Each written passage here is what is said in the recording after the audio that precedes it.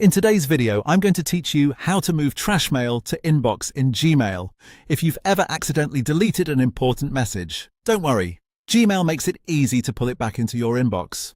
I'll walk you through the exact clicks, explain what you're seeing on screen, and share a few handy tips so you feel confident doing this anytime. Start by opening your browser and going to gmail.com. If you're not already signed in, log into the account where the message was deleted. Once your inbox loads, look to the left sidebar.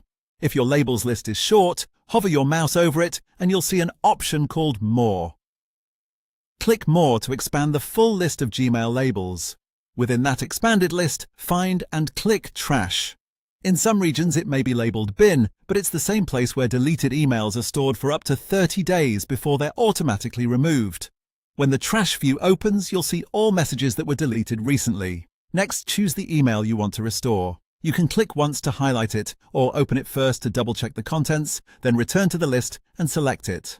If you need to move several messages at once, use the checkboxes on the left of each email or hold Shift to select a range. With your message selected, right-click on it to open the context menu. On a trackpad, a two-finger click usually works, and on some keyboards you can hold Control while clicking. This brings up a small menu of actions tailored to that message. In that menu, click Move To. This tells Gmail you want to take the selected message out of Trash and place it somewhere else. You'll see a list of destinations you can move it to. Finally, choose Inbox. Gmail will immediately remove the Trash label and return the message to your main inbox view. You'll typically see a brief confirmation at the bottom of the screen. If you change your mind right away, the Undo link in that confirmation lets you reverse the move.